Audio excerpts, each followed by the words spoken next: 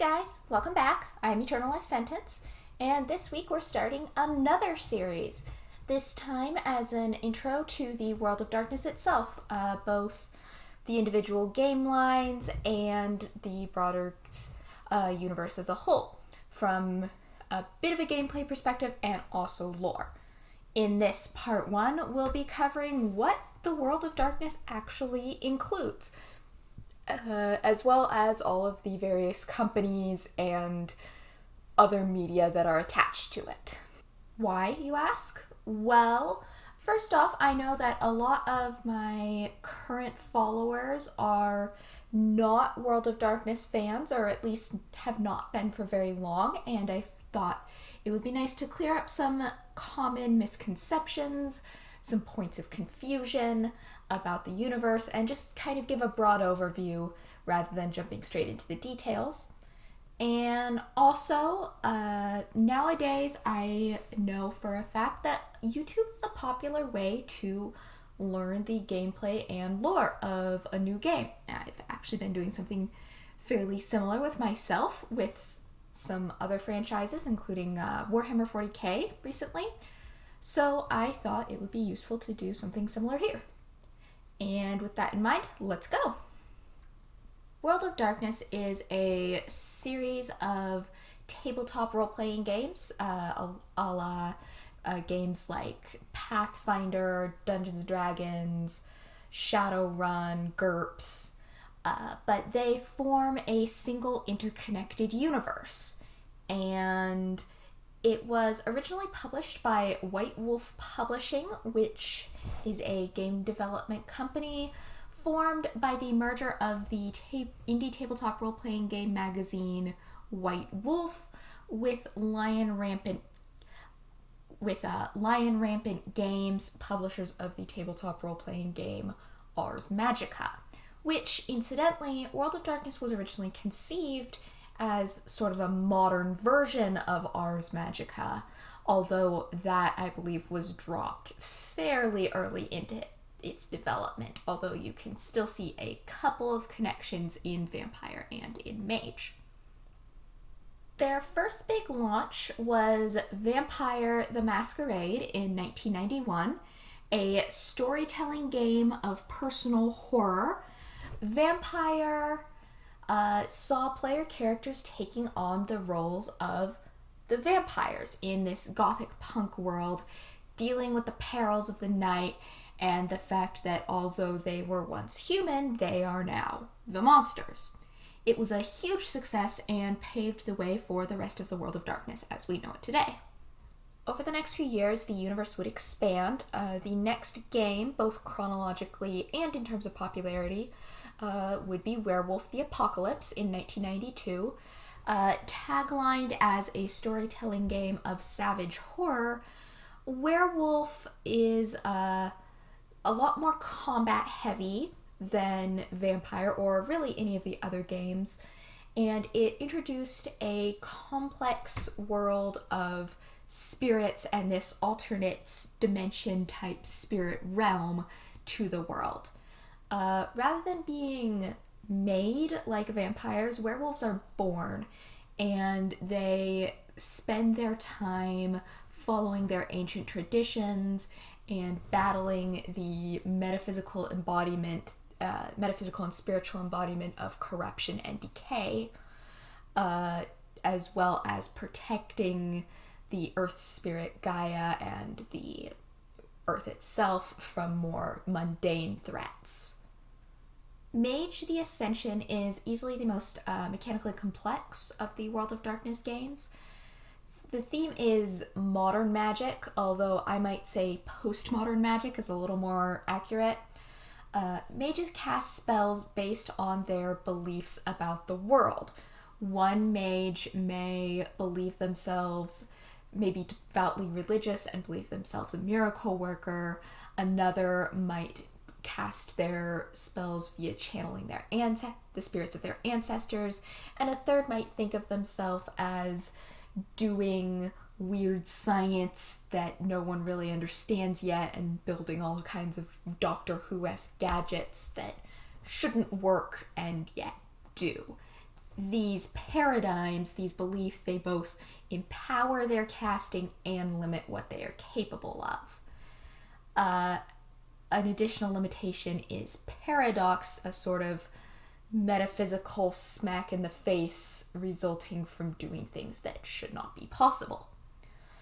One interesting aspect of Mage is that the game isn't so much good versus evil as order versus chaos, in that the main opponent in a typical Mage game is a group called the Technocracy, which is a group dedicated to the uplifting and empowerment of humanity as a whole via getting rid of dangerous reality deviants such as vampires, werewolves, and mages.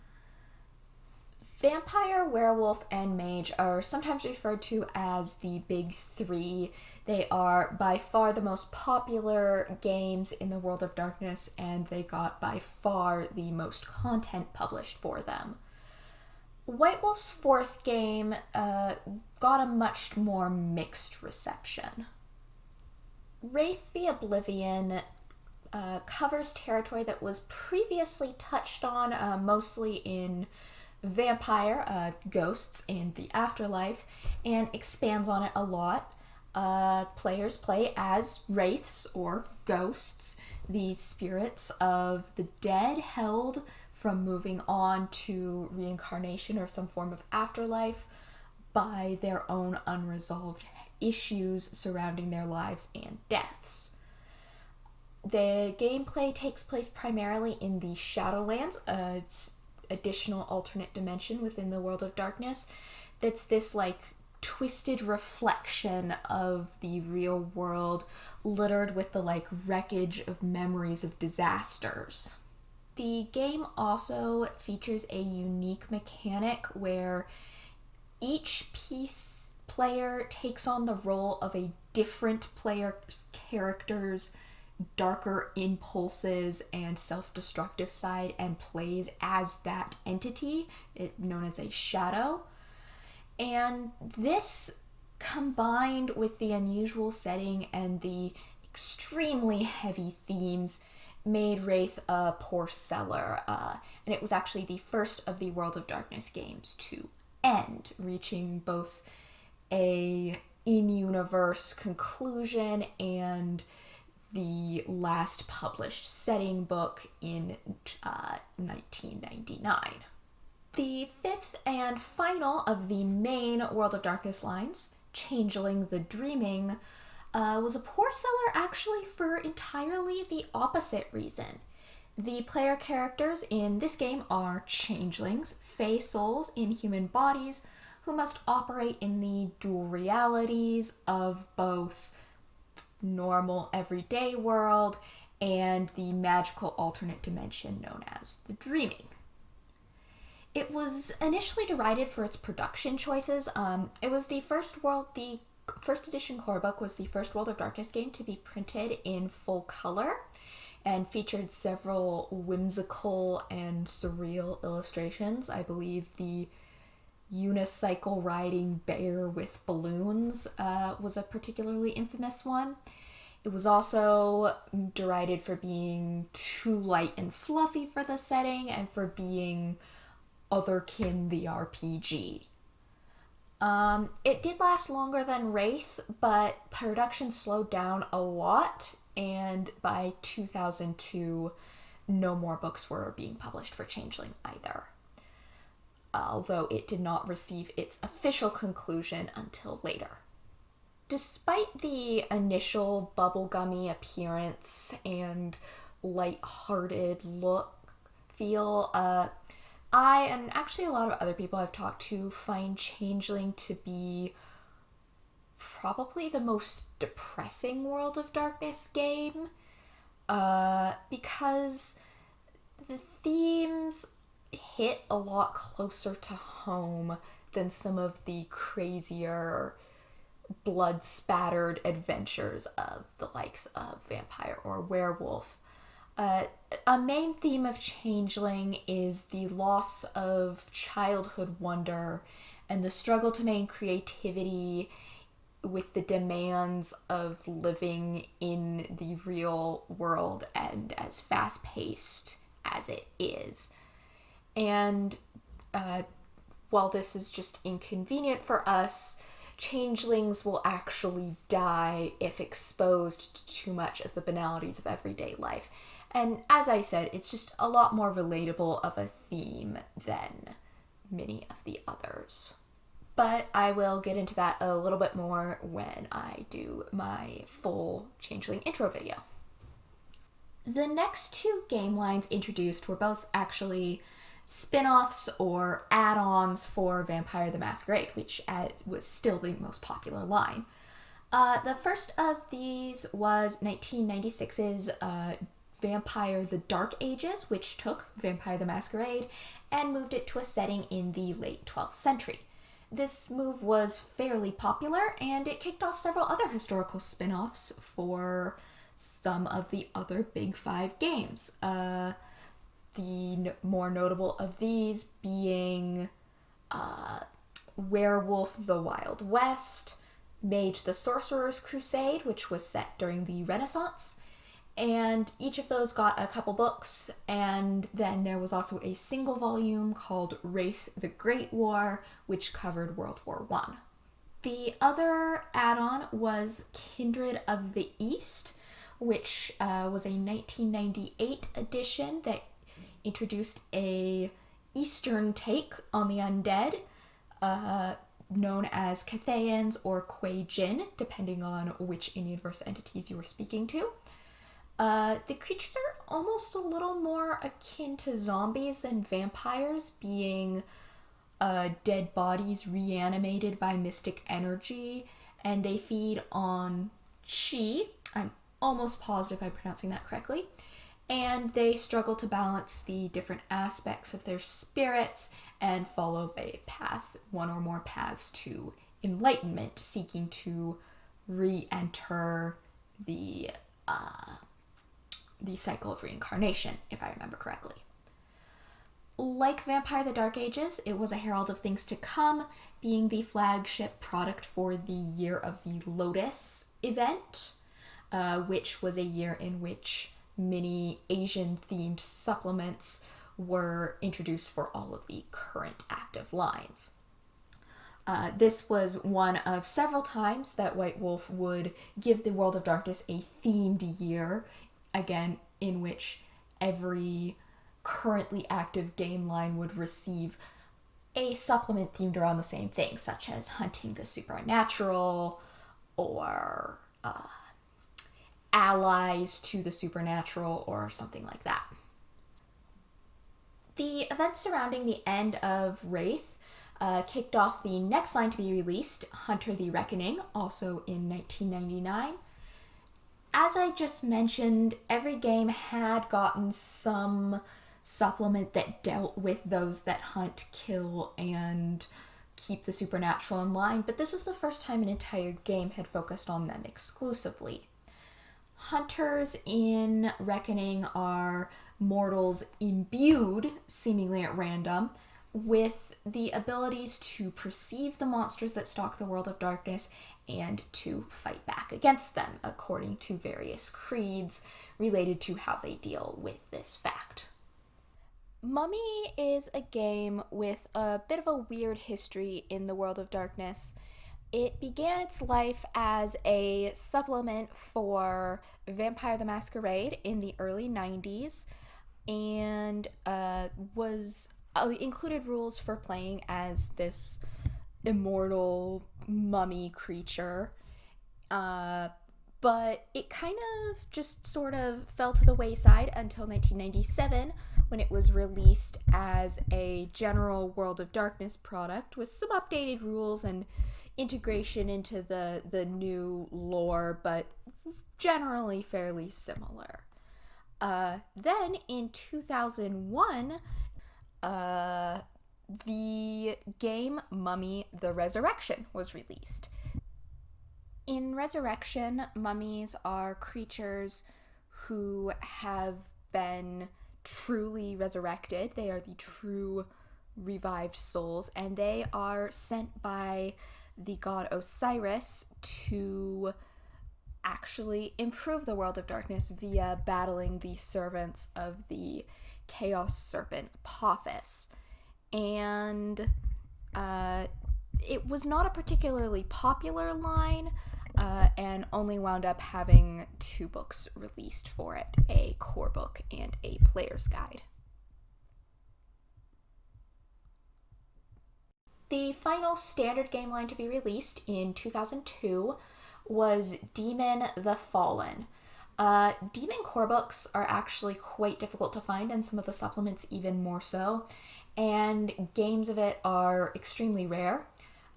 It focuses on actual demons who have been imprisoned in hell for centuries after their rebellion against God, and have now escaped and are inhabiting human bodies while trying to catch up on everything that they've missed in the meantime and find ways to atone for what they did or pick up the war where they left off. Demon is notable for being beloved by those who seek to integrate all of the contradictory lore and mythoi of the world of darkness into a single coherent whole, because as such a late release, it contains a lot of hints in the direction of what a unified timeline might look like. Lastly, Orpheus is a small, self-contained game with only 6 books, set after the end of Wraith and dealing with mortals who, by one means or another, can enter what is left of the Shadowlands, and each supplement includes a bit of an expansion to the lore of the game, and the last one sort of concludes the storyline. Eventually, the massive weight of the franchise started to kind of collapse in on itself. The ridiculous amount of lore was starting to, was long since overwhelming for new players. The vast number of book releases actually started to compete with each other, and the game's storylines were kind of petering out. So White Wolf decided to end the entire thing with a bang, and known as the 2004 Time of Judgment line. These were a series of supplements that offered multiple apocalyptic endgame scenarios for all of their currently active games that basically allowed players to prevent or fail to prevent the end of the world. The quality of these scenarios is very mixed, and even the most well-received are still pretty controversial among the fans, but it did provide some sort of sense of closure. The same year, White Wolf announced a new World of Darkness with updated gameplay mechanics and a heavily overhauled lore. This was going to be a hard reboot. It was eventually renamed to Chronicles of Darkness, both to avoid confusion with what is now known as the Old World of Darkness, and also to solidify its identity as its own product rather than being World of Darkness 2.0. Frankly, I'm not going to talk about Chronicles of Darkness very much here because I don't really care for it. But if you have a World of Darkness sounding game that hasn't been talked about here, it's likely a Chronicles of Darkness product. Some of the better known lines include Vampire the Requiem, Mage the Awakening, Changeling the Lost, Hunter the Vigil, and Promethean the Created. One other White Wolf product worth mentioning here is Exalted. It's a high fantasy game with inspirations from world mythology and anime, and it was initially introduced as the prehistory of the World of Darkness, sort of this like Atlantis-esque lost civilization in which all of the monsters in the modern games would be like reflections or descendants of. This connection was eventually dropped, and it's not clear how canon it is anymore, but there are still definitely shout-outs and references and similarities to be found, especially in Hunter. In 2006, White Wolf Publishing merged with CCP Games, publishers of the space-themed MMO EVE Online, and they announced a World of Darkness MMO. This was eventually canceled, and in 2012, the license to publish White Wolf products was sold to Onyx Path Publishing. Shortly before this, a 20th anniversary edition of Vampire came out, which reinvigorated the fan base a great deal with the lavish best of compilation featuring full color illustrations and 600 pages of compiled and consolidated and updated rules and lore. Kickstarters to produce more content followed, and the rest of the Big Five received equally large 20th anniversary editions, with many of them also getting supplements. The franchise would be sold again in 2015, this time to Paradox Interactive, known for its strategy games. This new White Wolf would start developing a 5th edition of Vampire, which was released to some controversy in 2018. As a result of this controversy, Paradox decided the best course of action would be to outsource future development to other companies, and as of this writing, all Vampire the Masquerade 5th edition content is done by Modifius, a British RPG company, while the Werewolf IP has been licensed out to Hunters International and Renegade Games, who are working on a 5th edition of Werewolf set to release next year, I believe, if everything continues on schedule. In addition to tabletop role-playing games and standard Merc, dice, t-shirts, etc., there have been several video games produced in the World of Darkness. Hunter the Reckoning got a sort of beat-em-up fighting game of the same name, and which was followed by 2 sequels, Wayward and Redeemer. Vampire also got 2 games, Vampire the Masquerade Redemption and Vampire the Masquerade Bloodlines. The latter has kind of achieved cult classic status, particularly now that it's available on Steam. And there's actually a sequel in development that is supposed to release later this year.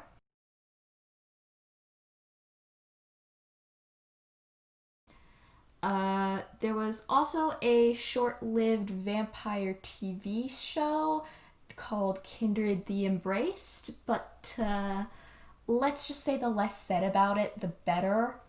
Again, there's a few more games in development at the time I'm making this video, but I'm going to hold off talking about any of them until they're actually released.